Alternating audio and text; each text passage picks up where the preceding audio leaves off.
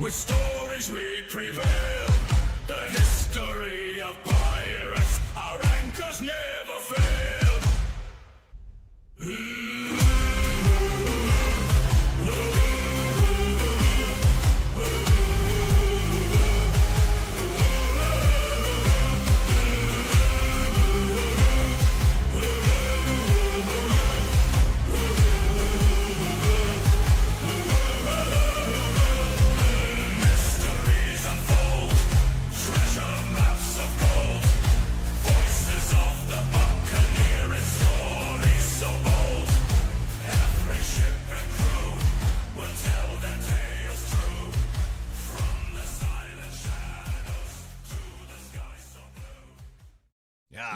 To make sure your treasure is buried, your parrot fed, and the rum is poured. It's time to set sail on another packet. It's time, everybody! I just woke everybody up in the back.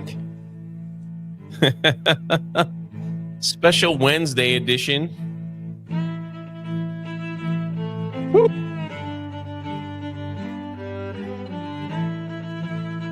I guess I spoke a little ahead of myself. Just a bit. What is going on, everybody? I see. Listen, I'm going to be honest with you. I'm having some major StreamYard issues. They even put a warning on the top of my StreamYard. I got that too. Yeah. So no fix your face filter on StreamYard or it's going to explode. Like last daily, if you were watching, I just kept crashing. So good luck. Good luck, everybody. Yeah. We're going to put everybody in order here. So if something happens, just blame Jay. Just let's just keep it moving. Plus, there is a chance that if we do hit the 200 souls, we're gonna release a brand new teaser trailer for Vindicta that you haven't seen yet. Ooh, The Daughter's Revenge. But I was like, we just can't give it away. Yeah, I like that. 200 souls for a new trailer, huh? It's a special, Captain's gonna have to keep count because Spider just started us off with because 10. your biscuits doesn't work anymore. I don't know where it is. Take what you can. Give nothing back. I love that. Yeah, love it too. Jason Jace's, I don't know. Narf. There we go. And Upgrade says, let's go. Remember for 8 months. Spider Limited, thank you for the 10 souls, my friend. Yo. Man, we appreciate you kicking us off before we even started the show. I don't even know. We got a special pirate. Look at that. Lulu Blue over on Facebook. Says some stars for my favorite pirates. Super chatting over on Facebook. I don't know if you want me to highlight that or not, but we're live not only on Facebook, but we're live on Twitter, I think, and on YouTube. So look at that. Hopefully I can see you guys. All supposed to be coming into the same chat. So if you say something, if you say hi on Facebook, I'll see it. I won't really highlight it unless you say it's okay. But just letting you know. Because Facebook, remember when we all had a Facebook, it was different. But you use their real names and all that stuff. So look at it. Well, Amanda's on Twitter saying hi. Look at that. So it works. It works. Lulu gave the salute. She's good. All right. That's Facebook. Look at that. How cool is that? That's Facebook. That's Twitter. Can you hear this when I do it? Yeah. I can.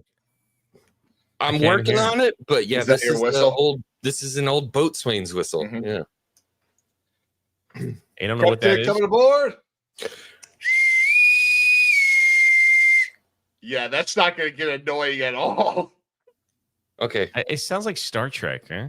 A little bit, yeah. They use that like naval sound, yeah. Yeah. Look at I don't know what this is. Dumb. Thanks for $1. That's me in 10 years. You put my Not in face Florida. You're gonna sweat off 25 pounds when you get here. But look at this. We already have another 20 souls. With stories we prevail. The history of pirates. Our anchors never fail.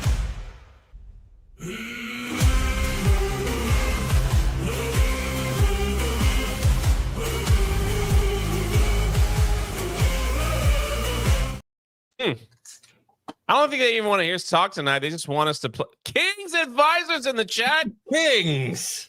What? Welcome to the crew. Now get to work. I want to see the trailer. He wants to see the trailer. Welcome to Captain, the what does that give crew. us so far? How many souls do we have, good sir? 40 souls. 30 Oh my souls gosh, on that was board. quick. That was quick. 160 more to go. I got to get better at that. Andy says, I emailed the vid making the Jaws fan. I saw it, brother. Plus, you sent that sooner. I saw that, man. I saw it.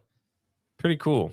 Well, we have a special treat because before we can even talk, we have another 10 gifted. On the airwaves we sail, with stories we prevail. The history of pirates, our anchors never fail.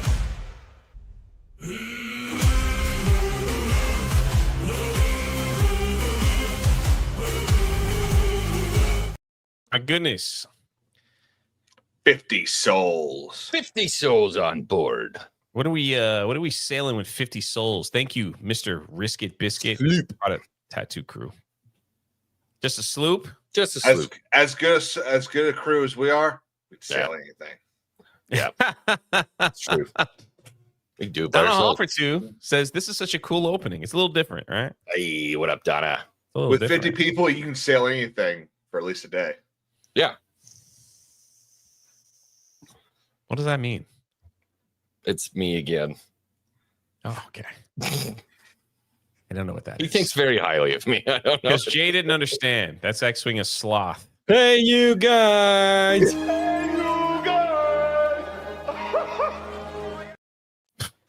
The laugh at the end is the best. Is it true you can rent a pirate ship with like 10 of your buddies and go out and they'll take you on a whole cruise? Mhm. Brother. Yeah. I want to go. I Hold on. really want to go. Like in the worst kind of way, I want to go. I'm not going to shower.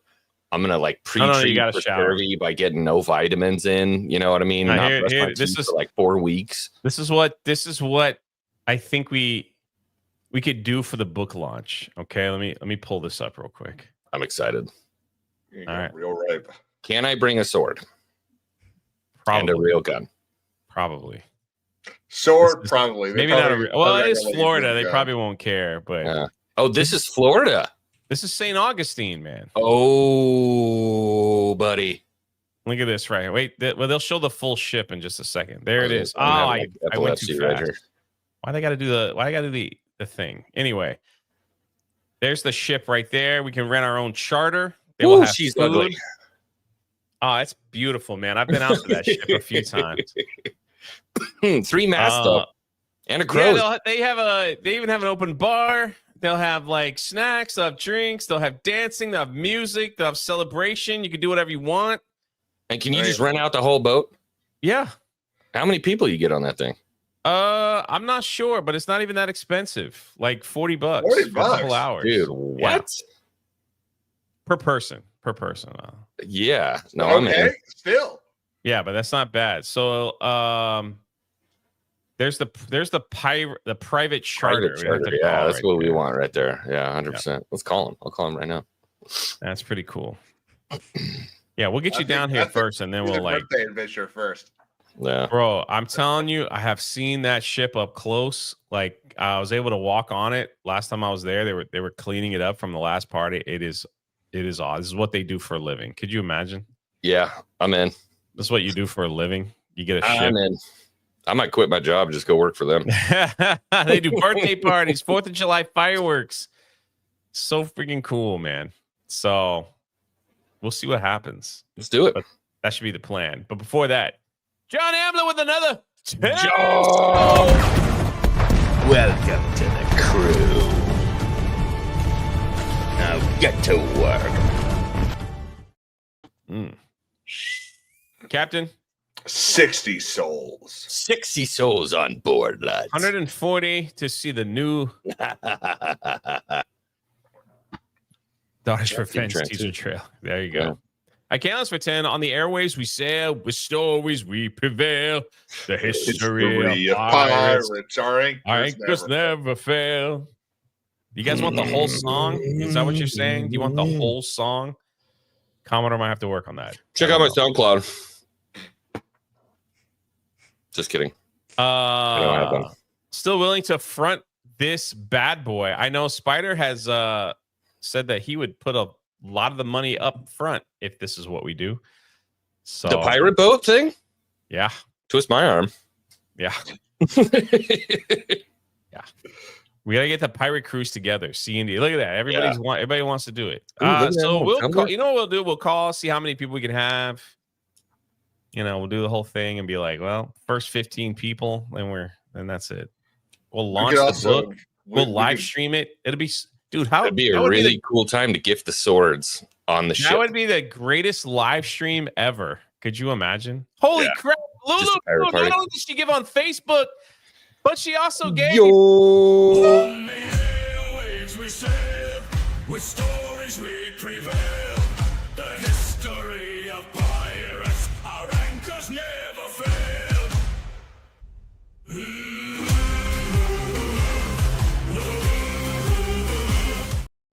I actually like that. You're gonna have to make the whole thing. All right. So sorry. All the men will now be quiet. Yep. Hi. I don't know what do you want me to say? I have a new little bird.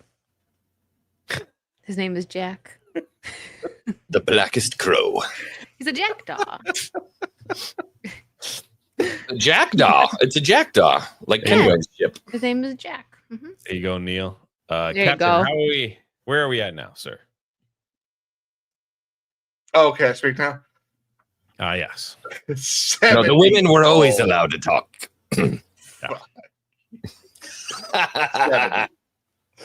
70? So 130 left. They want to see the trailer. Hopefully the pirate cruise placed on this Curse. gold was the pirate curse placed on this gold was just a bluff. Good luck. Says Shane. Look at that avatar, man. Look at that haircut. Jeff for 22. Thank you for the 10 pounds. Euros. Oh yeah. Euro. It's been a long couple days. Jeff Strong for $22 of all things. Today's the 22nd anniversary of the release of Pirates of the Caribbean, The Curse of the Black Pearl. Hail to the crew. Yeah, I knew that was coming, and I almost like changed up the live stream. Basically, like we should do like a tier list of the Pirates of the Caribbean movies and go through them all. Maybe on the next one. Maybe on the next one we'll do that. Maybe we'll do that on the next one. Definitely doesn't require any studying on that part. No, because today we've got an interesting pirate that I have never heard about. I just happened to hear his name on one of the many historical podcasts that I listened to, and I was like, what the heck? Who is this pirate? The Canadian pirate? Probably why I didn't want anything to do with this pirate, because it's from Canada. But we love our Canada people.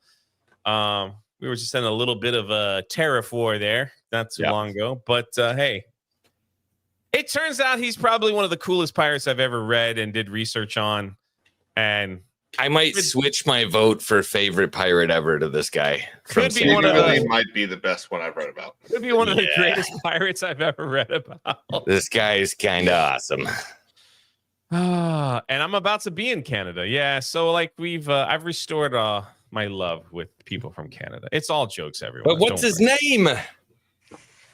Peter Easton. Or Easton. Yeah.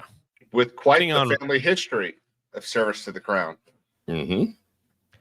Peter, are we going to go with Easton or Easton? I got to know now. I think Easton.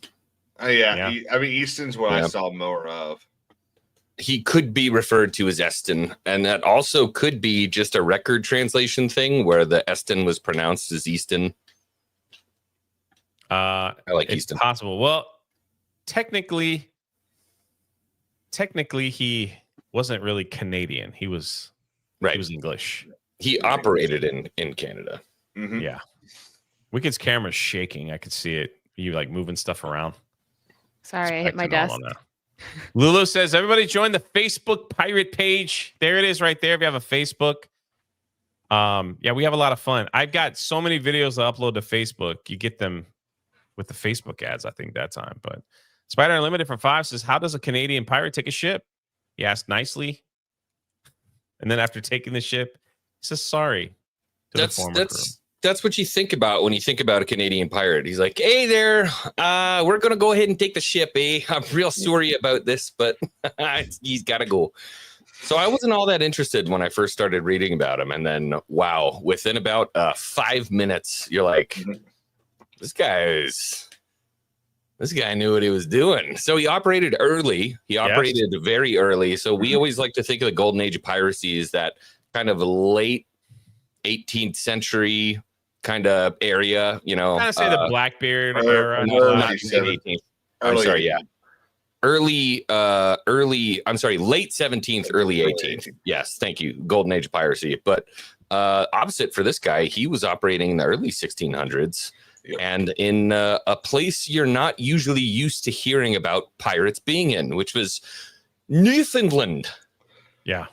And I think most people actually don't even know where Newfoundland is. I left the door open if somebody wants to take it. Yeah, so you're looking at the very top right of North America. Okay, so all the way over on the coast, on the very east side of Canada, is Newfoundland and Labrador specifically, which I think wasn't a famous explorer named his didn't he name his ship the Labrador because they left out of Labrador or something? I don't know. Yeah, you got me on that one. I threw that one right out there, you know? Yeah, sorry. Didn't mean to hot seat everyone. But anyways,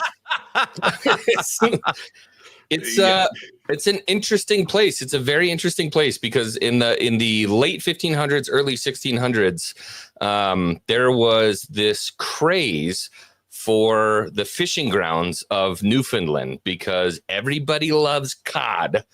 And the early explorers that came in, I believe it was the Italians first, came in and had stated that the cod were so thick, the shoals of cod were so thick that you could step off the boat and walk across their backs. There was so much cod there. And so word got out, and before you knew it, every European country had fishing boats over in Newfoundland getting cod. And still a super popular fish up to this day.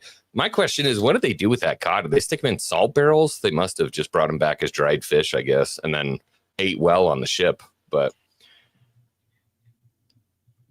Probably. I can't think of any other way you can transport that. yeah, you'd have to salt it, right? And so, Yeah. so the Are you English a crown, big cod guy? I'll eat anything.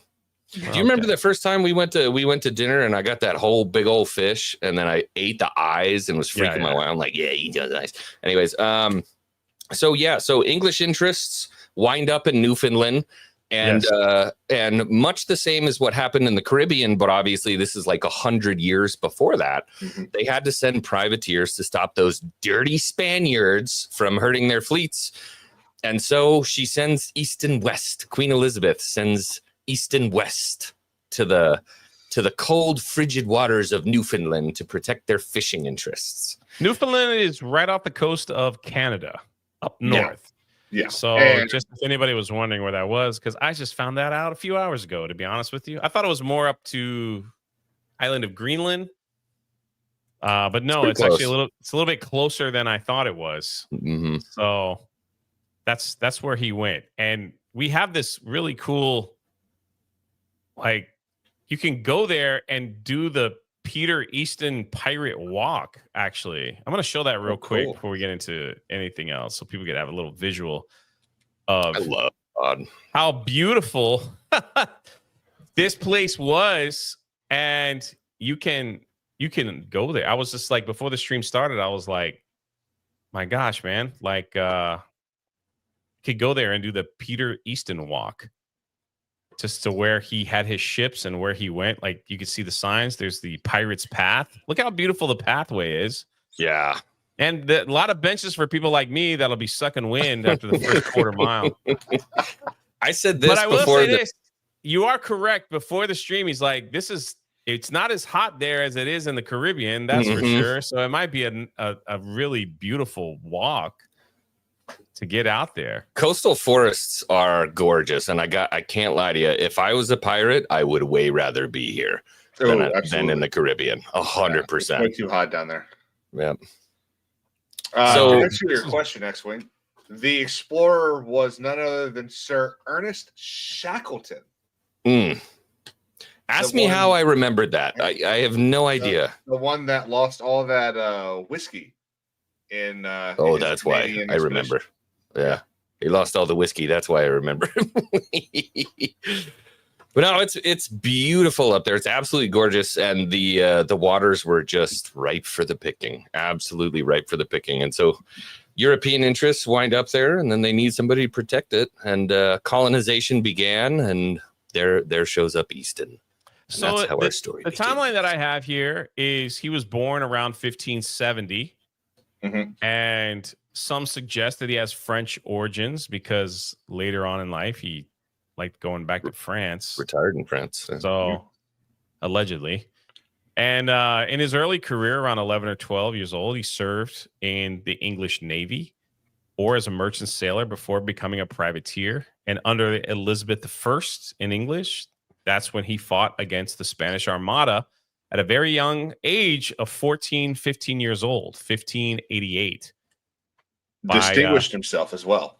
I spent some time trying to figure out what it was that I couldn't really find out if it was him or family members of his that distinguished themselves at the Battle of the Spanish Armada, but I couldn't find a single thing. Yeah, it's a little tough. The early stuff is kind of hard. Yeah, a lot of this stuff is people putting together pieces of little information here and there, but it was in 1604. The Treaty of London, when England made peace with Spain, leaving privateers like Easton unemployed. Because King James ascended the throne, and he was if I remember correctly, a Catholic monarch. So he made peace with the Catholic state of Spain, and put all the privateers that Elizabeth had hired, because that was the big thing. The Navy under Elizabeth, that's where the Pax Britannia began. The British Navy becoming the most powerful navy in the world began under her after she had destroyed the Spanish Armada.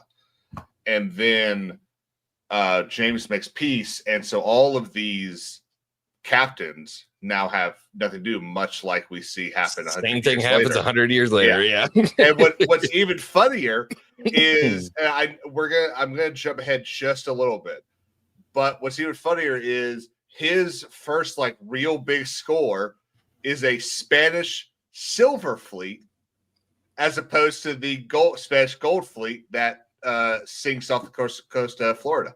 Can we all just agree, if we were in Spain, leaving them your gold and silver was probably the worst thing ever, because they just keep not a bank you want to bank with. No, absolutely. Yeah, it's probably not the best place to do your investment. It is interesting that, and Wicked, interrupt because everybody wants you to say something. But you go first, and then I'll say something. It is interesting that he started his early pirate raids after the Treaty of London, preying on French and Spanish traders, and then when he got labeled as an outlaw, as a pirate, where they went after him in 1607, according to records, that's when he, like Commodore was saying, he went to Newfoundland. And he started targeting the English fishing fleet because of the cod. And that was like his gold. That was like his treasure that he was going after. Like you said, his giant fish. Fisheries, fishing grounds. What's so funny is, he basically becomes a pirate in 1604. And he was a pirate the whole time. The only thing that changed was the law. starts raiding fishing villages in Newfoundland in 07. That already gives him one of the longest pirating careers in history. 3 years. Yeah. It's kind of crazy that none of us heard of him, and he was one of the most powerful and successful pirates, and we never 100%. Far and away. What was the nickname? Is it Ark or Arch Pirate? Is the nickname that he got? Did you guys read about that? The Arch Pirate. Arch Pirate.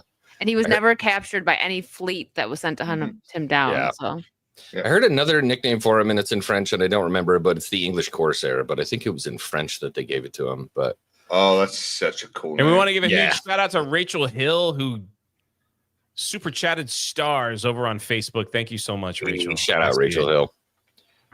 Yeah, so he essentially, he's operating in the coastal waters off of Newfoundland. The English crown makes peace with the Spanish, which historically we've understood now, looking back at it, however many years, is never good for the boots on the ground.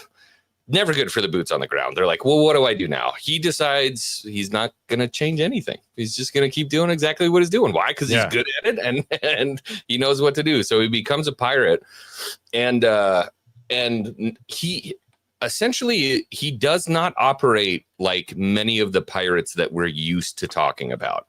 A lot of them would raid merchant vessels, get small scores, go back to land. A lot of them kept a small crew, used a fairly small ship that was fast and nimble and all these things. But our guy Easton ran his pirate empire much more like a mob boss. Yeah, through the fishing trade. Yeah, there was a lot of extortion. There was a lot of coercion of local villages and settlements and colonies and things like that. And what does anybody remember what the name of the town was? Harbor Grace? Grave. I think it's Grave. It's Grace. Harbor Grace. Harbor Grace. He targeted the English fishing fleet at Harbor Grace, capturing ships and forcing sailors to join him. Yeah. And then, like, the next bullet point in this timeline says, fortified a pirate haven in Newfoundland, controlling the region's cod trade. So, yeah, like a mafia. Absolutely. He set himself up as a Don and then took Harbor Grace and essentially created a fortress and then just kept doing what he was doing when he was working for the crown, which is press ganging all of these fishermen into his own service. And before you know it, this guy's got 40 ships or something like that. Rolling around the coast of Newfoundland with somewhere between 900 and 1,200 men under his soldiers. Control. Yeah, it says he stole, what is this? Newfoundland's east coast. He stole 2 ships, then he added to his fleet, stole fish, gold, wine, weapons, and from over 30 English, French, and Portuguese ships. One estimate is that he was kidnapping 100 men, or that he had kidnapped 100 men to become part of his crew, while another has him kidnapping 1,500. So somewhere between 100 and almost 2,000 he kidnapped for his crew. Insanity. The funny thing about this, so he had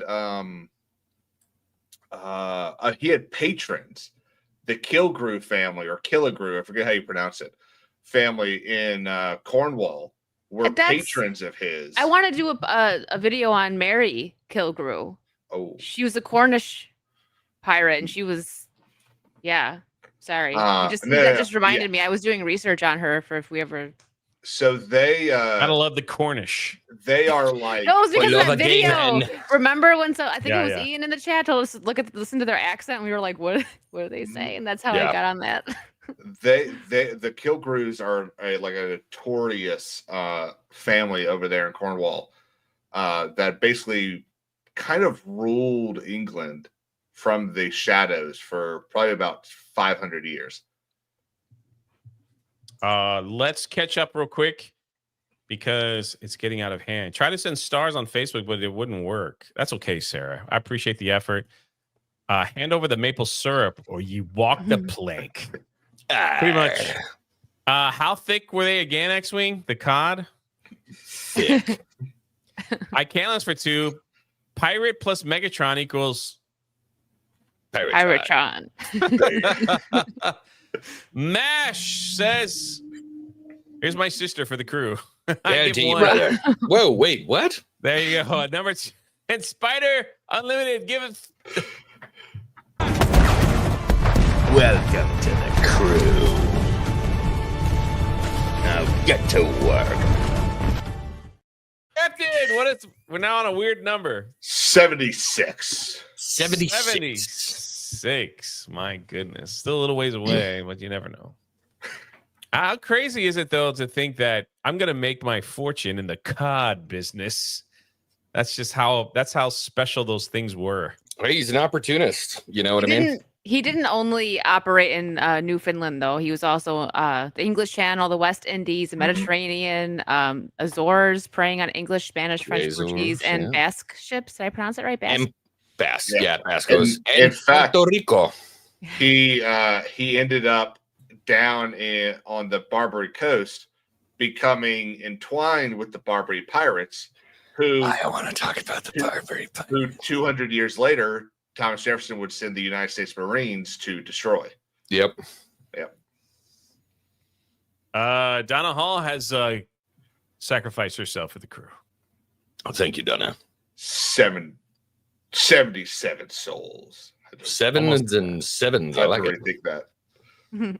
I just was I don't know much about the cod business, but was it like a delicacy at the time, I guess? Or was it just people where they just needed food and they found a plentiful, they're like, oh my God, there's like Commodore was saying, there's plethora. Think about how many chicken places we have here in the States. That's how many cod fish and chips places they've got over there. So it's literally like throw your pin out the car door and you'll hit a cod place. Yeah. Do you guys want a fun fact? Is it still there? I do. Since 1993, the Rising Tide Theater in Newfoundland has hosted the Newfoundland Trinity Pageant. This outdoor event, complete with actors in historical dress, take visitors on a journey through the history of the town of Trinity. In one scene, the audience meets Peter Easton and his pirate crew. The rest of the play features other historical figures and the people of Trinity's past. How did I not know about this guy and all the freaking books that I have? Because we're American, we're not Canadian. Book that I have on pirates around me. I don't know. Never mentioned. And it's crazy because what he was able to do in a very, very short amount of time was essentially create his own army and his own land. He created his own colony essentially lived the in the longest, face too. of the crown. He's probably the oldest because he was like in his 50s when he passed. But correct me if I'm wrong, he did it like 3 times. Yeah. Like that's wild. And he never got caught. Yeah. Which is hilarious because I was only able to find one quote of somebody actually like speaking about him, and they said he was a barbarous and rude man of countenance with slow and hard speech or something like that. And so you have to think about when you meet this guy, which, by the way, they have a couple paintings of him. I can't imagine how accurate they are, but you just imagine this guy who's cold and calculated and very efficient and then creates his own empire. When you think about pirates, you think about the one ship rolling along and they're stealing stuff and then moving. This guy's got a fleet behind him. More than 40 ships. like any other pirate that we've talked about. I think the only one that would have had more would be Bartholomew Roberts. Yeah. I mean, just think about it. While everybody else was in the, I guess, the gold and silver business of the Caribbean, he was like, I'm going to be in the fish business up north. I like where, going after. The thing is, though, think about it. Calico Jack was, I guess, when I did like a whole reading on him, he just went after simple fishermen. He never really wanted to go after anybody that could fight back. So a lot of his takes were just of fishing vessels, and they gave up really quick. So if he's up there, around the Canada waters where everybody's just fishing, going after fishing vessels probably would be a little bit easier than like man of wars or something like that would show up. That's like bringing like the treasure fleet or something. You know what I mean? So it's just like, we're just simple fishermen, man. Like, take whatever you want. It's like, that's all we are here. So he did that too. He also stole a bunch of silver from the Spanish. And then beyond that, because he was so, what's the word I'm looking for? Efficient at what he did. Eventually, the English crown had to do something about it. Yeah. They finally said, like, he's too big. We have to do something. And he had essentially at that point an armada that was rivaling nations. Yes. Yeah. A bigger armada than most nations. And so finally the English crown is like, yo, we gotta do something about this. You know what I mean? And they multiple times like listen to his ship names. The ship names, his flagship was called the Happy Adventure. Yeah. That was an armed galleon. Other notable ships' names was the Phoenix and the Golden Falcon. The Golden Falcon. That's so cool, man. I'd like to be on the Phoenix. I like that for a ship name. Cool. Seems ahead of its time. Golden I'll take the Happy Adventure. Yeah, Jay's on a happy adventure. He's happy. I love cod. That's right. I'll hang out with the fish people. You know, I'll do that's it. That's the easy one. All right, before we continue, Donna Hall, I got that one already. Rachel Hill also gifted a membership. Thank you so much. iCanalyst with 5 gifted. Donna Hall for 2 says, I wanted to be part of the odd number. I feel seen. John Ambler comes back and gifted another 5. You get the special in. On the airwaves we sail, with stories we prevail. The history of pirates, our anchors never fail.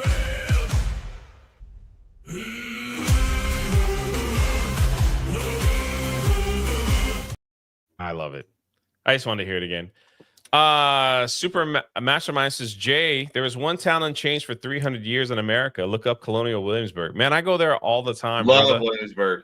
I go there all the time. There's William and Mary up there, and around the William and Mary College, people still dress like they're living in the colonies. And then there's Busch Gardens is not so far from there as well. So yeah, it's a great place. I should probably do a Jaywalk in the Planet video there. I haven't, but last place railed by Blackbeard. Nice palace there. I don't know if Blackbeard went to Williamsburg. So, you know, but yeah, I got your message, Commodore. All good. Okay, cool. I'll be right back, folks. Paul Taylor for 10 says the Grand Banks off the coast of Newfoundland is a major fishing area that has sustained the European love of cod for centuries. FYI, maple syrup comes out of Quebec, not Newfoundland. Man, cod must be like rabbits, man. They just must like do their thing. I'm not really like, I don't know if I've ever gone to a fish place and was like, I'll take the cod. Maybe. I'm usually a Maui guy. I don't know. NFL wasn't Canada until after World War I due to 2 loss of men. Let's see what you did there. How many souls is that, Captain? Sorry, I was trying to. Wow. 88. 88 souls. Less than 20 to hit that first 100. So are we caught up? There's another little fact. Well, a pirate, he didn't necessarily harm the early English settlements in Newfoundland.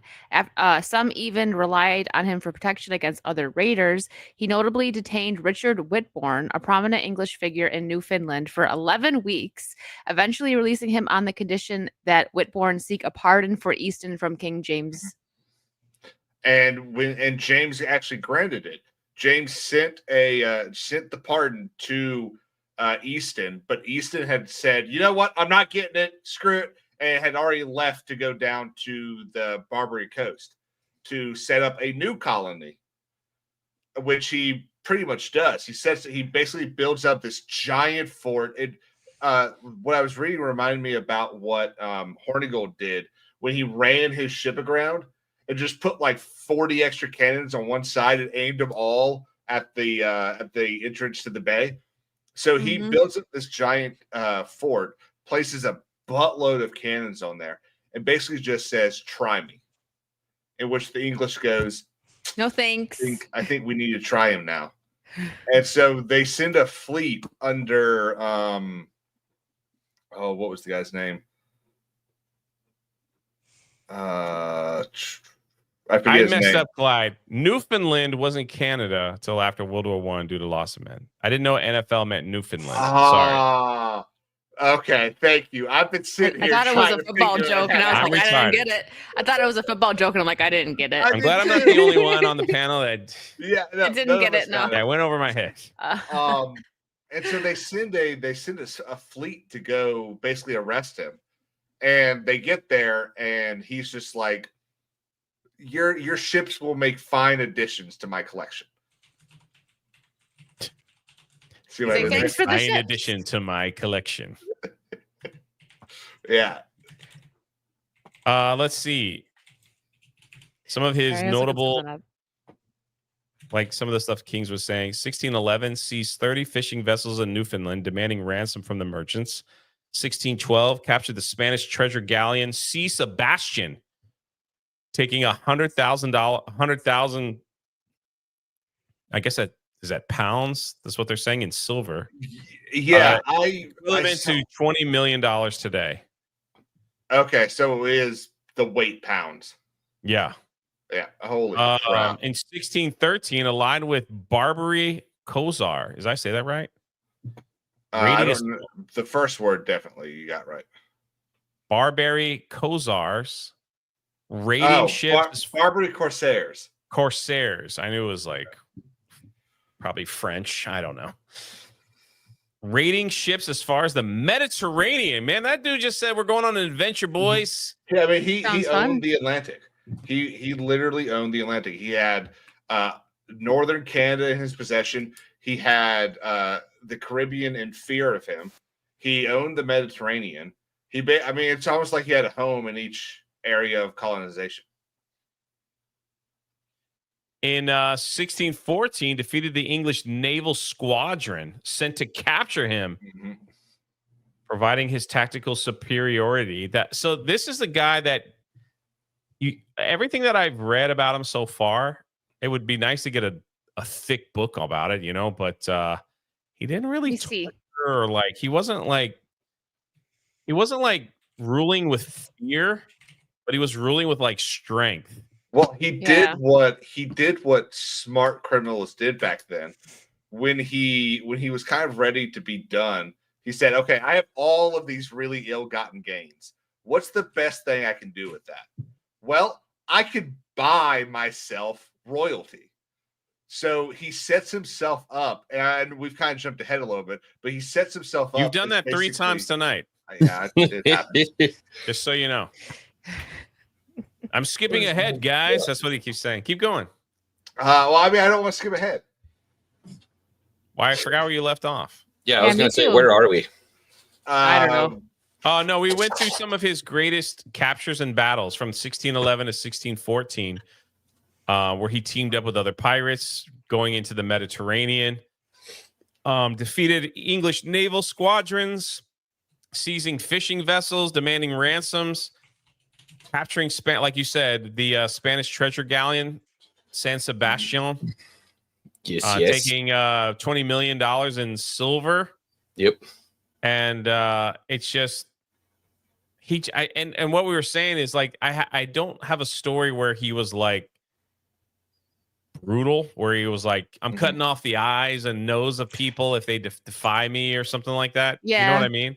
Like I'll none of those piggyback off that stories. when It was you're done. just he was just outsmarted everybody, and he just did it with intelligence. Yeah, it says that he was referred to a bit as a gentleman pirate, and we've heard a few like that. But unlike some of the more brutal pirates of later eras, Easton was often described as being less of a bloodthirsty monster and more of a shrewd businessman and military strategist.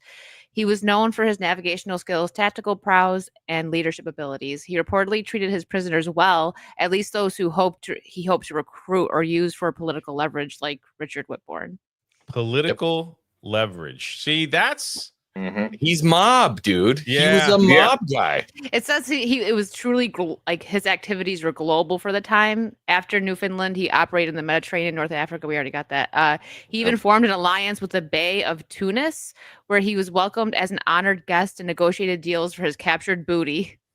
They took money from him, and then he negotiated to get it back. The Bay of Tunis, like Tunisia? She said, booty, thank you for the 20. On the airwaves we sail, with stories we prevail. The history of pirates, our anchors never fail.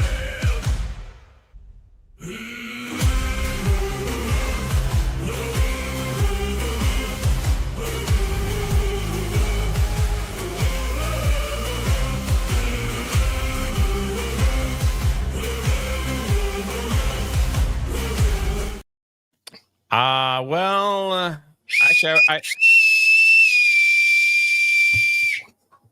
I do want our queen to repeat what she was saying, but we'll get to that because I'm going to throw this in the trash. Sorry. Dougie B gifted 20 souls to the ship that gave us 108.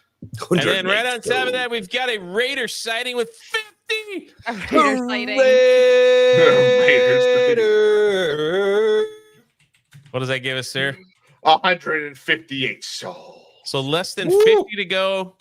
So, well, shoot. 42. Never mind. There it is right there. How about one more time, sir? You'll get better. Raider Has gifted 100 souls, putting us over the 200 mark. I can do the call, right? Just cut me off. It's Raider.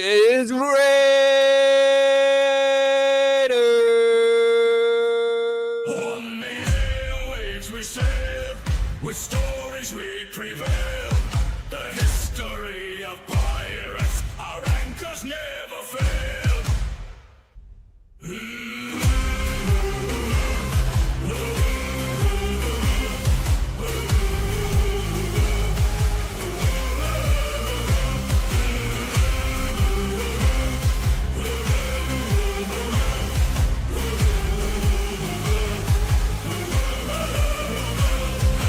Mysteries unfold, treasure maps of gold, voices of the Buccaneer and stories so bold. Every ship and crew. And they want the whole song, Commodore. Wow. I don't know. Freaking Raider, man. I don't know how we're gonna do that, but yeah.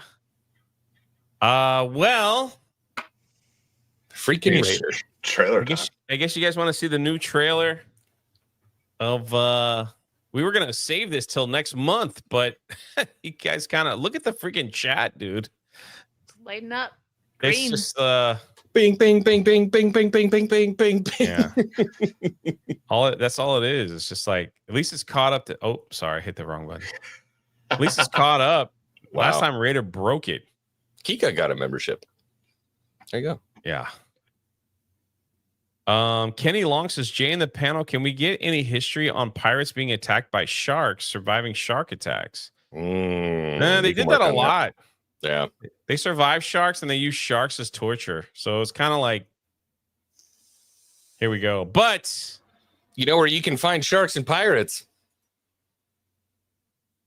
In the new graphic novel, The Daughter's Revenge. Sorry. check out the brand new trailer featuring right now. Mihi. Vindicta.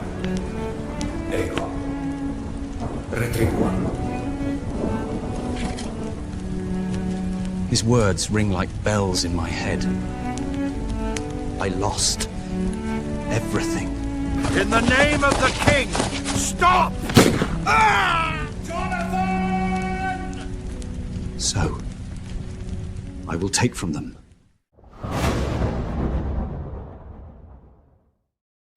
everything.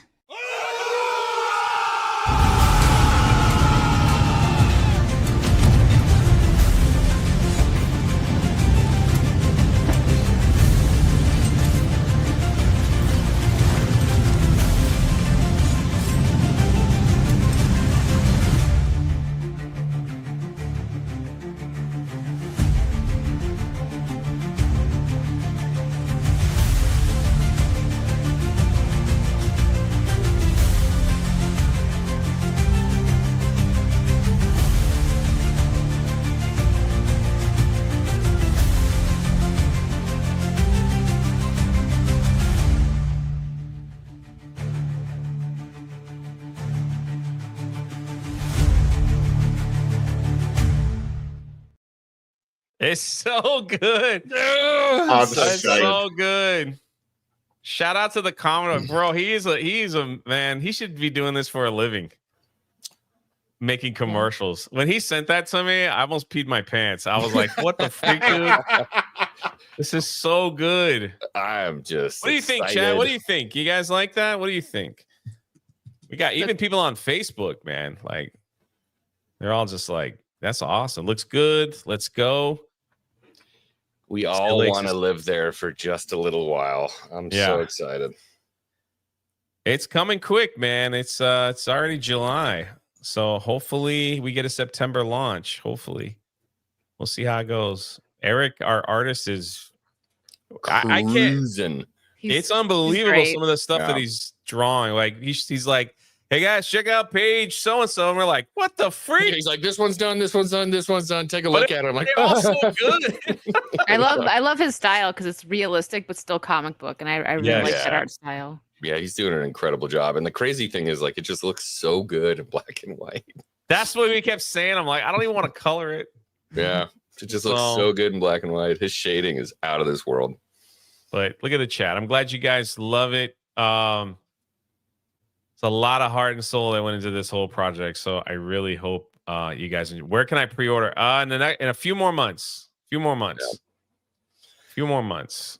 And we'll do a whole part. We're trying to see. It's a lot of stuff. We'll be taking a deep breath. And like come August, me and X-Wing, if we don't kill each other. Yeah. Out of like all the prep and planning. No promises on that. We'll get the book out. So yeah, it's gonna be it. Great. I'm not showing it again. That's it. Unless someone like drops like a $500 donation, and we're gonna wait. We're gonna put that one back in the back in the vault. And we'll replay it till next month. Wow, we're getting a lot of questions. Okay, so I'll give you some answers real quick. Are there going to be signed copies? Yes, they're all going to be signed. Every book will be signed. Then that's not going to be extra. There will be a black and white version. Enjoy that, guys. Sorry, what? Wait, what? We're signing everyone. We're signing everyone, just like we did for Achromatic Chronicles. Me, the Commodore, and Eric the artist will all be signing every single book. So I hope we sell 100,000. So we're there for a full weekend. Week and a half. Every book will be signed that you pre-order. There will be a black and white edition. There will be a color edition.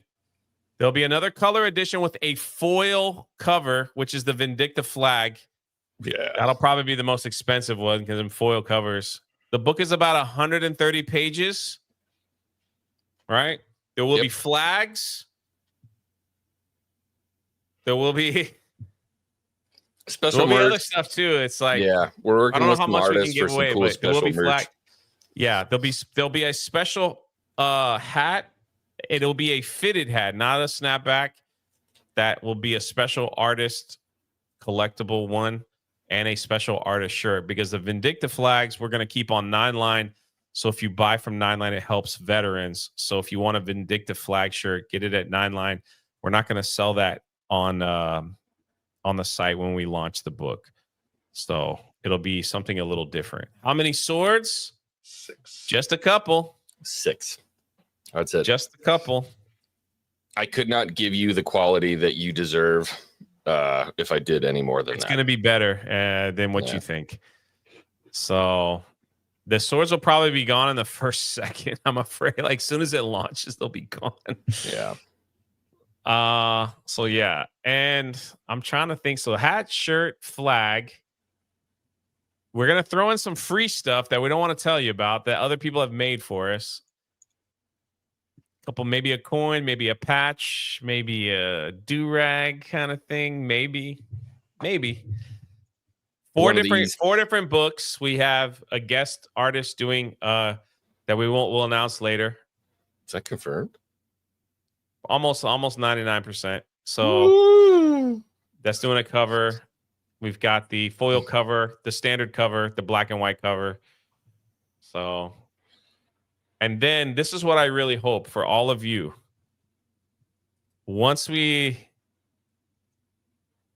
If it all works out and there's no issues and we're not at World War III or whatever and tariffs ain't messing up, everything gets launched when it's supposed to. At MegaCon this year, all of us, I even spoke to my brother. We're going to be in full pirate gear one of the days at the Vindicta booth. We are going to have a booth where it's going to look like a pirate ship. And if you're dressed as a pirate, we want you to be there and be part of our crew hanging out. So it's going to be freaking fun. Yeah, man. We're going to take photos and videos and all. It's going to be so much fun. Just for one of the days. And we'll make sure everybody has that announcement way ahead of time. So Tattoo Crew, I hope you're making plans to come. Everyone else, like, get your costumes, get everything. I don't care if all of you look like Jack Sparrow. It doesn't matter. Jay's going to give me 24 hours off, and then guess what? Book 2, baby. Let's go. That's right. Well, at least he'll be in Florida, so I can just drive to the house. It'll be a little different.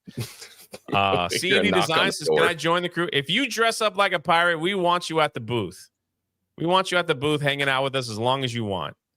We want to be a spectacle. It's going to look so awesome. So, yeah, absolutely. How about the Royal Navy uniform, says Neil Horn. No promises. Yeah. Make sure you put some blood on your shirt. That's all I'm saying. Billy, of all people, says, do you ship worldwide? Yeah, we do.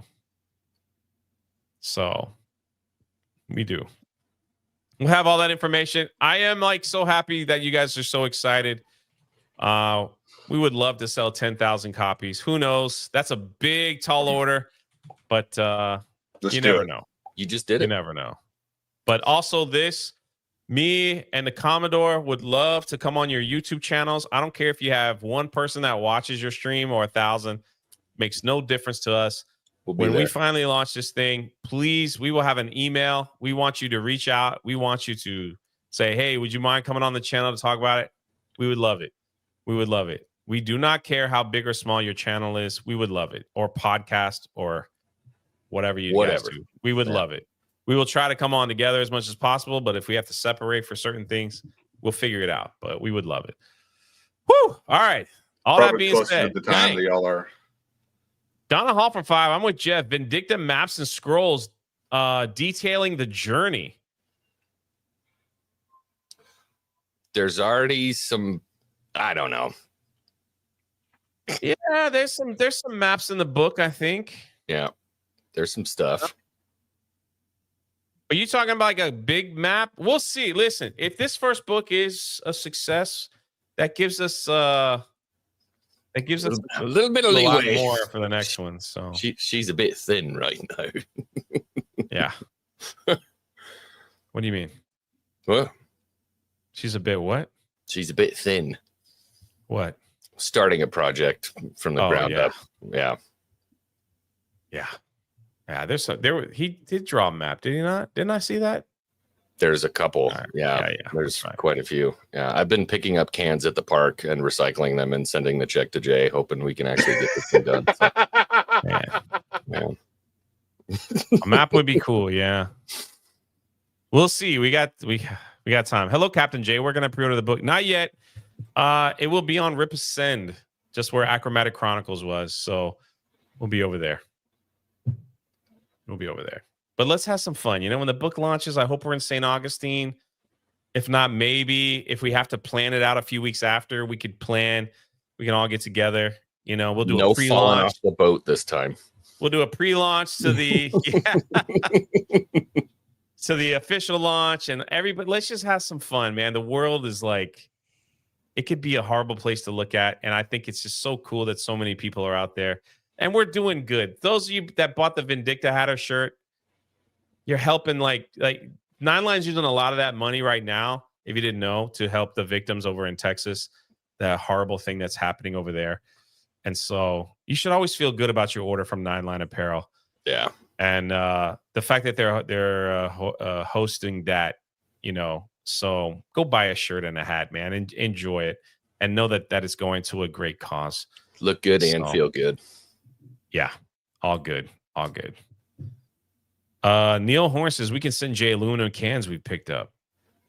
Appreciate that. That would help me. It'll be like what were the things we collected in like elementary school? Box tops. Yeah. Remember those? Yeah. Or like the sweepstakes stuff. Yeah. Or the can tabs. Yep. Leanback says I'd buy a black and white version. It looks great. It does. Coming right up. Coming right up. Yeah, so the plan is like once we do the pre-order, I got to pick up X-Wing and we got to fly to Dallas and sign them all. Maybe we'll turn on a live stream and let you see his hand cramps. Yeah, I'm going to get some Tylenol. Start doing that. Yeah. I wouldn't do that again, Kings. Yeah, I saw it. I was trying to do something else. I saw it. Yeah, thanks, bud. Whoops. I was like, someone will put that out. If you had said I'll bring anything, the bones of Jean Lefebvre. That's how excited I am for all this. Man, that's awesome. That's awesome. Do you have 3x5 flags for sale? Yeah, that's what we sent over, right? 3x5? Yes, that's what I sent over. We had like a little bit of a, and I don't want to spend this whole time talking about the book. We're still a few months out. I want to get back and finish the story. But we went back and forth on what kind of flags to actually have available. But we wanted to eventually 45 minutes on material alone trying to figure out which one we decided, and there was a lot of compromise, but especially on X-Wing side. But we decided that we wanted something that we could fly outside that would last a little bit longer. We were X-Wing had a great idea to do like cotton, like old school. A traditional flag, but like, and there's nothing wrong with that, but it's like I want to fly it outside. If it rains once, you're in trouble. That's the problem. It sounds like there's something wrong with that. Yeah. Well, if you're in Florida, it rains every day. You never know when. I know. I don't want to keep that. It was a better idea to have something robust that people could put wherever they wanted. Yeah. So what was Peter Easton's rank? He was a Commodore. I mean, technically, by the time he hold on, let's get back. Let's switch back to Peter Easton.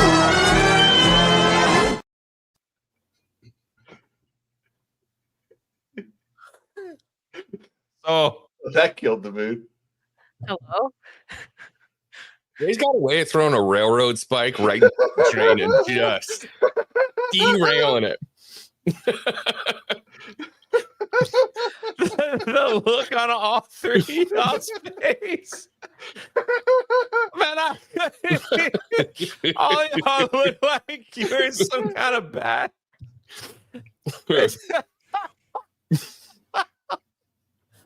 All three of y'all look like, what the frick? He's gone mad.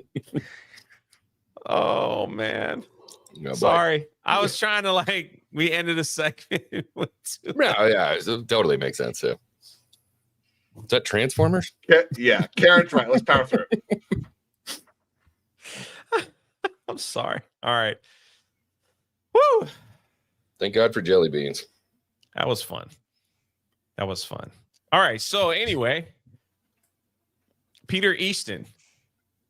When King James figured out that he was a menace and he had to deal with him, it is interesting to know that King James offered a royal pardon to Easton and said, "Hey, man, if you leave our fishing fleet alone, we'll just give you a pardon." Which I found fascinating because the big pardon for pirates didn't come until what was it, 18? 1780, something like that. I was going to say 12, 13, somewhere around there. The first one. Almost 100 years later. Yeah. Yeah. So King James did it first, and I guess they looked back and were like, "Hey, this worked. Let's try it again." It didn't work. No, it didn't work, but it was a thought process. And my goodness, Ian. On the airwaves we sail, with stories we prevail. The history of pirates. He says all of the Peter Easton transition wipes I've seen. That was in the top 5. That's good. Oh my gosh. Thank you for the 50, brother. Also, C&D says, y'all know I'm supporting Rippa, runs a tight crew from the experience with the Rippaverse orders I've made. 9line always gets my support for Jay and the vets. What's missing? You, man. You and your freaking Tumblr. Listen, just so everybody is aware, C&D sent me this wonderful message. He took the Vindicta picture and put it on a Tumblr.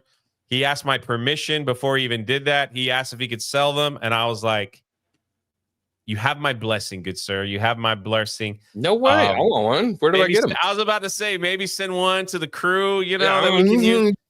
So, but you have my blessing, man. So if you want to get one of those awesome Tumblrs, check out C&D Designs. And I appreciate that he took the time to be like, hey, man, I'm not trying to steal.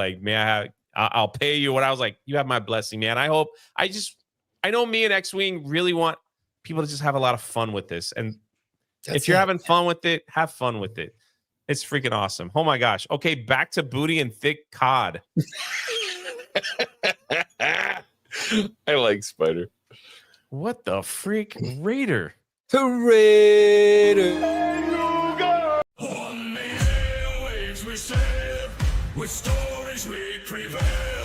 The history of pirates, our anchors never fail.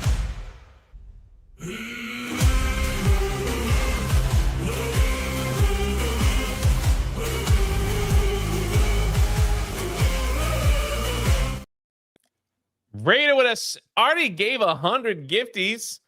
And it drops to 63.81. This is supposed to be 1836. 1683. Wait, No. so was 1863 the year? Yeah. Anyways, thank you for the America had almost been America for 100 years at that point. Remember, so 18. No. That's We- when Raider was born. Oh yeah, that's right. 1863. That's right. It was a I forgot. vampire. I'm sorry, brother. That's it. Yeah. So anyway, He's a King very James, young deity. you guys are being very generous in the chat. I don't know what to say, Raider. I'm gonna text you and be like, just stop. Raider's also getting us a really cool thing for the booth. Yeah. Ooh. And he's also giving us something to give away for free to a Ooh. lot of the orders. I didn't hear about that. Yeah, you got a stack of them. Oh, yeah. So Two. I'm guessing. Wicked has them too. It's the sticker. Yeah. It's like the You nice spoiled it. sticker. You didn't get one, Very Kings? No idea what you're talking about. All right. It's a sticker. But like the really, really nice kind. Like that you put on your car and they'll last forever. Yeah, Like, yeah. They'll outlast your paint kind of decal. You know? Yeah. So Hopefully the book's good. yeah, I know. People tattoo their every time I see someone with a new tattoo of like the design, I'm like, God, the book better not suck. Like, man, I really hope you like it. God bless the tattoo crew, man. Yeah, We love you God guys. bless you. You guys got a special surprise coming too. Yep. King James offered a royal pardon to Easton. So I wonder if that was something in their tactics that they did before. I wonder if that was listed in their file, because when they offered it to the pirates of the Golden Age, it was met with a lot of resistance. Those people in England at the time wanted those pirates to be hung in public, not given a pardon. Yeah. But apparently they went back to the well, but this was like 100 years before that. Crazy to think about that, right? 100 years before. And he offered him a pardon. But Easton, he's like, what do I need it for? Yeah. He's like, what are you gonna do? I know. It's like, these pompous kings think that they're like, I'll give you a pardon. Of course he'll say yes. Yeah. And Easton was like, ha. Yeah, And I'm then good, bro. he says, I'll take your pardon if you give me a governorship or a And- knighthood. A And knighthood. a pension. Yeah. Like, pay me He's money. like, I'll turn myself in, but you're going to pay me every single month in perpetuity forever. Like, this guy was such a baller. It's insane. It's insane. But they tried to kill him first, if you remember. Yeah. They sent people after him, and they're like, all right, we got to do something. So they sent him, and didn't work out. Yeah, But- it says that when the naval squadron was sent to capture him, he defeated all of them, Every proving that he was single- smarter. He lost 42 men out of 1,000, right? Yeah, it was really not much, Yeah. but still I think y'all have some stuff backwards. backwards. Go on, cover. The patronage that he wanted was when he returned to Savoy, gave the Duke of Savoy 100,000 pounds of silver, and then basically bought himself royalty. He married like the governor's granddaughter, Right. and That happened 2 years after the king's pardon. yeah. So the king's pardon was in response to the capturing of who was it? Wicked Richard something. Whitborn. Yeah, Whitborn, who he captured him for 11 weeks, sent a letter to the king and said, "You can have him back if I can, I can have a pardon." and he agreed, but the pardon didn't get to Easton in time. By the time that it arrived in Newfoundland, Easton had gone down to the Barbary coast. Yeah. No, down towards the Mediterranean. Mm. And then that's when he ends up in Savoy and basically buys his freedom with his stupid amount of wealth. That was probably more than most kings. This is what I have on that. It says the retirement at around 40 years old, which is old for pirates. Mm-hmm. Like he retired at that age, so he wasn't even gone yet. But having amassed a massive fortune, Easton accepted a pardon, though it took time to reach him. He retired from piracy to Villefranche, Savoy, now the French Riviera. He bought an extravagant palace, married a wealthy noblewoman, became a Catholic, and acquired the title Marquis of Savoy, living out his days in luxury. Marquis. Marquis. Yeah, so he went to Savoy. He went down to, because the Duke of Savoy had basically issued a proclamation saying, hey, any pirate that wants to come hang out can come hang out. They opened 2 ports. Yeah, Nice and Villafranca. Yeah. And so he now, went so down what I have here, according to this one, it says that the king offered him a royal pardon, but Easton demanded that he also give him a governorship and knighthood, and King James denied. So the pardon was. I guess that's why he went down to Villafranca. Yeah, that's why he went down. Okay. So that's the thing with history. It's what book you could read one book. Yep. History is written by the victors. So however bits of information that people got and they translated that's what they see. So it's kind of around that realm. Mm-hmm. But he knew the world was closing in. In 1614, he negotiated with the Duke of Savor. Is that how you say that? Savoy. Wow, I was way off. And offering his fleet in exchange for a noble status. Man, hey, Duke of Savory, I'll give you my fleet. I just want a noble status. I got more money in COD. I know what to do with here. I'm going to open up my own little Long John Silvers back in France. And what do you think? The fun thing is he kind of hedged his bets. So he gets there and he goes into the port with like 4 ships, and let's call it 400 men. And he basically goes in, says all this stuff, but he kind of looks at the Duke, and winks and goes, "By the way, if you don't do this, outside, I got another 100 out there. I got 9 more ships outside with 900 men waiting to come get me." Yeah, he's a freaking gangster, man. Okay. That's what I'm saying. He's just like somebody said it in the chat. I love it. He's the Codfather. He's the Codfather, man. I think I might have to do a full video on this guy. 100%. He deserves it. This guy was a G unit. Yeah. X-Wing, I have that quote. Oh, thank you. Yeah. This Easton hath since been with me. He seemeth to have the age of 40 years. His countenance is rude and savage. His speed, there's a D in it, so that's why I said it that way. Yeah. Okay. Old English. His speech and carriage is slow, subtle, and guilty. And guilty. What an interesting thing to say about a man. He's savage, his slow, his speech, and guilty. You wonder if maybe he had gotten to the point where the years were like weighing on him. He'd created an empire, and now finally he's cashing it all in. You never hear about a pirate cashing it all in and just being like, I'm set. Yeah. I'm good. Yeah. In fact, the Marquis, or what are they called? I forget what the rank is called. His position was created for him. Yeah. His pension was £4,000 a year. I thought it was 5, but yeah, like enough money to live. That's for darn that's sure. Gotta be. That's back then. Yeah. £5,000 sterling. I had a calculator. I think I have a calculator actually. Hold on. The French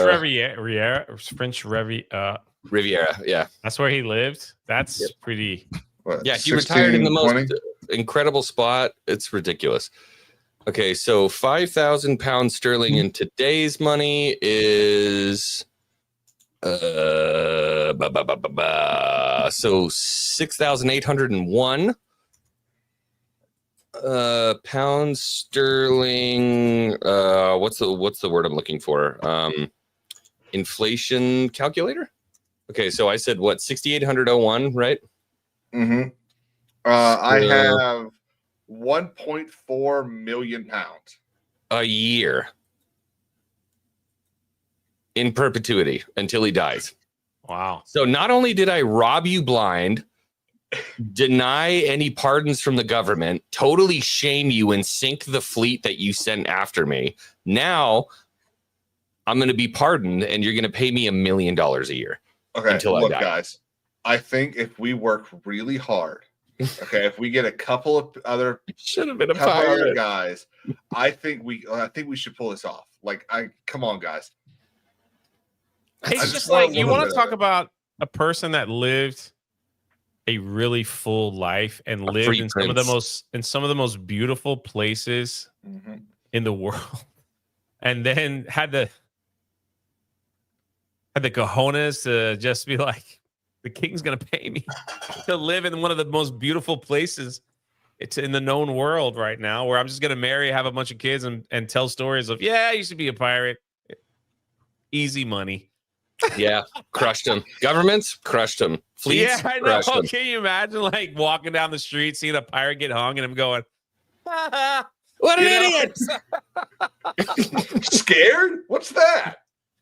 It's like, that idiot got caught. How did you get caught, young lad, before you died? Tell me. Like, to hear stories like that. It's just that's crazy, man. I just want to see. This is me being the fly on the wall guy for history. I want to see that final scene when he's 62 years old, because he probably died around there. I think what was the last year they had him on record was 1602 or no 1620, I believe. 1620, 1640, 1620. Somewhere around according to this, is when he died around 1620 in France. Okay, with having zero record of violence. So I want to be the fly on the wall in 1620 when he's in the French Riviera and he sits down. He's an old man, you know what I mean? And his servant brings him his dish. He takes a little sip of cognac and he looks down, and it's a piece of cod. And he giggles and looks at the ocean and remembers this incredible life that he lives. It's just like, oh, awesome. Man, that's what dreams are made of. Yeah, so he lived to be at least 50, which is very... At least. Yeah. They stopped recording him, essentially, after he retired. So we don't really know. Yeah, he just faded from historical record. So he could have been 60 for all we know. Wow. Maybe just when you don't do a bunch of killing, you live longer. In the pirate days, I mean. Killing. Well, yeah, but not as much as, the golden age guys. Yeah. Maybe that diet of cod just... You know what I mean? Before all the lead got in there, he's just caught his life. He wasn't in that heat. Yeah. So, I don't know. Life on the sea is just, it's got to take a toll on you, man. It's just 100%. even if you ate a lot of cod. Yeah. And I mean, he had his fortress and everything, but by all accounts, he didn't spend a whole lot of time there, dude. He was out working constantly. And he led by example. And when somebody pressed him, he pressed right back and he won every single time. Like, this dude just did not take L's ever. It's a rare occurrence. It's crazy to think, right? There is one L. And so when he acted as I couldn't find out if it was like an advisory position or if he was actually taking part in the battles, but he was there with the Savoy Navy when they went to attack Venice, and Venice, being very famous for knowing how to deal with water, just absolutely obliterated them. And then that was, from what I can tell, his last sea-bound voyage. He retired after that. Yeah. Yeah, I think he was, as he was in his career, intelligent enough to know maybe, I think the walls were closing in and it was time. It was time to do something, and then made the deal of a lifetime, 1.4 million. The people that you robbed blind now have to pay you $1 million a year. Well, it's because if they didn't, he'd be like, I'm just gonna make a phone call. I'll just keep going. Yeah. You want me to keep going? I'll keep going. I'm crazy. So, what were you gonna say, Wicked? I wasn't gonna say anything. I'm just letting you guys go. I said everything that I had left. Just that after 1620, he faded away, and there's Yeah, no he more record just of him. But he was rich. He was one of the wealthiest pirates ever. Yep. Let's see. His wealth estimates of his accumulated wealth vary, but they all point to an immense fortune. Some sources suggest his bounty was worth the equivalent of 2 million pounds in gold, which would translate to tens or even hundreds of millions of modern dollars, making him one of the wealthiest pirates ever. And he got to retire, so we know that he actually got to enjoy his riches. So Unlike- here are the 3 unresolved mysteries that have been written in history about our friend Peter Easton. Number 1, many people believe that he faked his own death, and legends claimed that after he faked his death, he returned to piracy under a new name and found success. That would be a really cool movie. And that's why he disappeared, right? Because it's like, I'm bored. bored. He did steal He more sees cod. Billy, what have y'all been up to? Man, it sucks out there, sir. Like, we need you back. All right, let me choke on a bone or something, and I'll head on out there. One more adventure. One more for the road. Unresolved mystery number 2. Where is his treasure? Rumors persist the hidden of mountless treasure found. No. Rumors persist of hidden loot in Newfoundland or possibly already found in France, but no one really knows. The last unresolved mystery, which is kind of boring, says, was he really French? Conflicting records have him as possibly French, but more than likely he was English. He was English. His family served in the English Navy. Yeah. I mean, he's English. I'm just saying. That ain't a story of a Frenchman. Maybe he was an immigrant. I don't know. That is not the story of a Frenchman. Yep. No, that's true. That's true. But man, faking his own death to go back and, the sea. Now that's cool. The sea. It calls you, man. Yeah. It calls you. Maybe being around all these French people for a while is like, God, I hate the French. I got to get out of here. But sir, That's your French that's wife an even and better kids. scene. He's eating a piece of cod, and his old buddy walks up and says, "Hey, dude, Yeah. how you We got a feeling? couple ships out there. What do you say? What do you think?"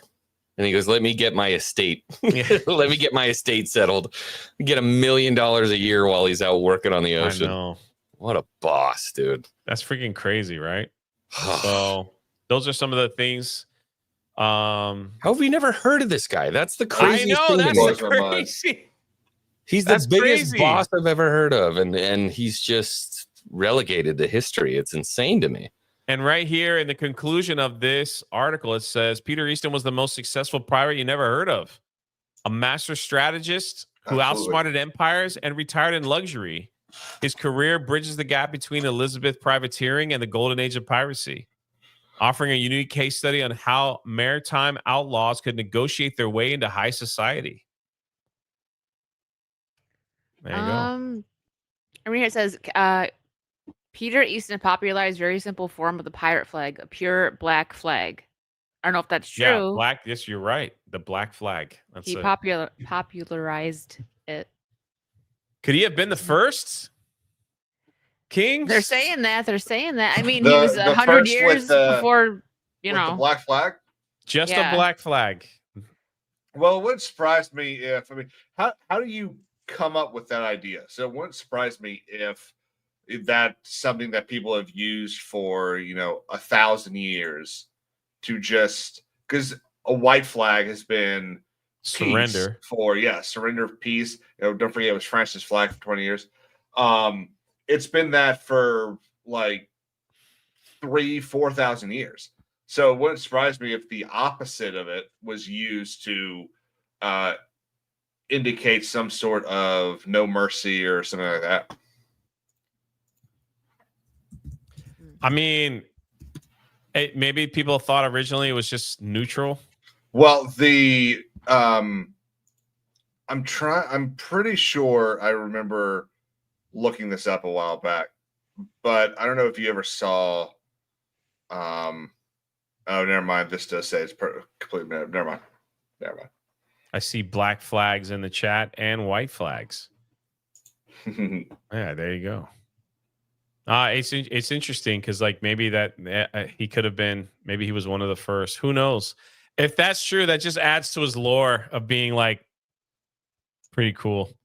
Clyde for $2. His white flag joke went right over their heads, Kings. I missed it. What was the white flag joke? Don't forget, it was the flag for it was the French flag for 20 years. Oh, all right, I get it. I get it. Sorry, I didn't hear Jose it. Taco is talking about Wicked's glasses being pirate approved. Thanks. Well, sight is very important. If you don't have Well, sight, I'm blind, you end up running your so- ship aground. I think it was more pirates probably didn't have contacts, so this is more historically You have accurate. contacts? I do, so not right now, but when I don't have my glasses on, yeah, I'm blind. What? What? These glasses are for real. I Yeah, thought those were blue blockers. there is. I have that on there, but these are prescription. Yeah. Prescription blue blockers? Mm-hmm. I like them. Man, that would have sucked if you were like blind on a pirate ship, you know? I couldn't see anything. It's like there might be a ship coming. You. Yeah, it's like 500 yards? I don't know. didn't have Okay, like so I actually might have something here. oh, he's got something. So it is possible that the history of the Black Flag dates back to the dragon banner used by kings to signify that there would be no quarter given. So it's popularized in the movie Outlaw King, where the prince says he'll raise the dragon. Yeah, after Robert Bruce becomes king of Scotland, Edward's son says he'll raise the dragon banner. And I had originally thought that is just something made up for the movie, but it does look like there is historical significance to a black flag being used to show no quarter will be given. Not the hotspot, but what year would that have been, Robert the Bruce? It's 1203, something like that. No, it's not either. Oh my god. It is 1300 probably. Okay. Yep, about 1300. He became king of Scotland in 1306. So the first war would have been probably about 1300. Yeah. Makes sense. Think about how old a white flag is. A black flag is the opposite, right? Mm-hmm. Well, that's what you're saying. It's like he when you had to take care of business, it was Peter Easton also flew just a simple black flag. Yeah. In all of his ships. So He may have popularized it. You missed that. Yes. That's pretty. That's man, this cool. guy's got all the lore, the money, the women. I want to write a book. Super jealous. That's what I'm sounds like saying. Like, what the Scarface. heck? I'm trying to write a book on it. And the That's cod. I wonder if like And the cod. you ever wonder if like people were forced not to write about the golden age of piracy became popular because of the book A General History of Pirates, like really launched that into a stratosphere. I don't think people understood. Like that was like the first time the world was reading pirate stories. Yeah. And they're like, oh my gosh, what? This is cool. You know, it's like before that, they'd have to be in the Boston Gazette or something like that. And you just wonder, like back then, if like the crown and like the leaders are like, we have to pretend that this guy doesn't exist or no one's going to go out there fishing, right? 100%. No one's going to go out there. So we can't write any history about him. We can't write anything about him. We've got to make sure that it is just, he doesn't exist. He's a phantom. He's a ghost. Yep. Right. So they did that in history. Also, they didn't want to look a lot of the rulers didn't want to look, they didn't want to be embarrassed, you know, like how did a common man like beat me? So a lot of the history, it just wasn't popularized, but holy crap, this guy's awesome. Even the guy the last time we did Howl, that was an awesome story too. Yeah. So they're out there, ladies and gentlemen. They're out there. Yeah. People who made governments look bad generally don't get the spotlight, which is a shame because they've honestly got the most incredible stories. Free men who stood against tyranny. Exactly. And that you wonder where a lot of people get their inspiration from. Steel 101 for 5. Hey, I just got a free membership. Thank you. Love your channel, Jay. God bless you. Yeah, well, this is technically like all of our channels, but I appreciate you, man. Yeah. I appreciate you. And then let me make sure I'm all caught up. And Spider Unlimited for 5 says the Codfather is actually the name. You okay? Of a You're right there, bomb buddy. fish and chips restaurants 10 minutes from me. Yeah, we have a food truck here in Reno called the Codfather as well. I'll never look at fish and chips the same. Yeah, I'll never look at them the same. You know, it's going to be so annoying because he's going to start getting fish and chips more often, and every single time he's going to be with someone, he's going to go, there's you ever hear the story of Peter Easton? It's going to the point that there's going to be someone that's heard that story 4 or 5 times and go, will you shut up about Easton? Okay, quick question though. Do you eat your fish and chips with malt or with tartar sauce? Both. So do I. I malt the fries, tartar sauce the fish. 100, exactly. 100%. Yeah. That's one of the few meals that I actually like. There's a place at Epcot that sells really good fish and chips. I gotta try that place. The best I've had is from the Grace O'Malley restaurant. Really good. That sounds Grace O'Malley's got a restaurant? That's cool. Where's that? Pub. It's Central Florida. It's like 40 minutes. Bronze bust of her just hanging one out. Whipping one out. That was There's a really nice picture in there that I actually took a picture of so I could look it up, and I found it. It's like a really nice painting. I'm gonna get it of Grace O'Malley. Her boob is not crazy. out. We go through these stories and it's like Hollywood. What are you doing? Yeah. Here's your movie right here. Like, you don't have to do anything. It's right here. It's right here. The coolest stories have already been told, and I mean that in the most respectful way. It's because the best stories in the world were lived; they weren't created. Absolutely. Anyway, that's our show, ladies and gentlemen. We hit the 1 hour and 30-minute mark. Thank you on a special Wednesday. You guys came through. A couple of big bombs from Raider and Dougie B. Holy crap! But everybody else, I appreciate it. What do you guys got going on? Anything special, X-Wing? We'll start with you. Got a pretty cool book coming out. New trailer came out recently, really recently, that I was a huge fan of. Huge fan of the trailer. Getting excited about that. And yeah, I mean that's really all of my brain is just kind of on this. I'm really excited for people to get it in their hands. The difference between what we got going on is that freaking Spectrum. Greg for 10. I'm really late. Stupid Spectrum. Yeah, freaking Spectrum. We all deal with it. I was so excited when I moved to Florida. What do they offer? They offer Spectrum. The same thing I'm gonna have problems with here. But what I'm most excited about, really more than anything, is for everyone to be able to hang out and live in this universe, like what Star Wars used to do for me. It was a place to go. It was escapism. It was a fun place with living, breathing people that you could relate to, you could spend time with, and imagine yourself being there. So that's what I'm most excited about for the Journals of Jonathan Reed, this entire place, this gorgeous universe that we're going to be able to hang out in, and I'm excited for you guys to be there too. Well said. Can't wait. Wicked Virtue. Do you have anything coming up? Just gaming this week and tomorrow. Wicked's World. I actually have a guest coming on. I haven't had a guest yet since I've been back doing it. Are you allowed to say, or is it a surprise? Oh, I could say. I was gonna say it. It's gonna be Vara. We have a good time. Oh, nice. Yeah, she's nice. She's Vara, fun. Dark and Wicked. Worlds are colliding. I've been on her channel a few times. So that's pretty awesome. How about you, King's Court? Just more videos for King's Court coming out.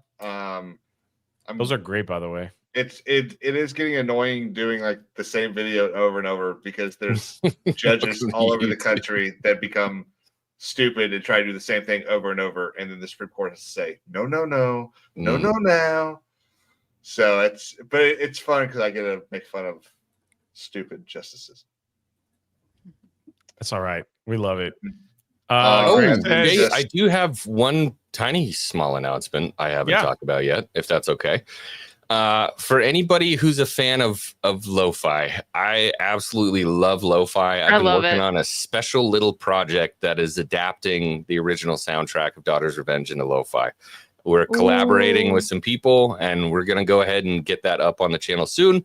So as you're waiting for this adventure, you're going to be able to hang out and study and listen and see some pirate stuff with some lo-fi with the original soundtrack of Daughter's Revenge. It's going to be awesome. Right here on this channel. It's very cool, and I'm very excited, and I just want to get it done. A little bit of work left to do. He sent me a couple pictures, and I was like, it looks awesome. And he's like, that's all you have to say? I'm like, I was like, no comment? I guess that's good. Like, yeah, that's a good thing. It's good. It's best when I don't have to say anything. Yeah. So, and I want to thank everybody who watched on Twitter, who watched on Facebook, and who watched on YouTube. That's it, y'all. We'll catch you on the next one. We sail, with stories we prevail. The history of pirates, our anchors never fail.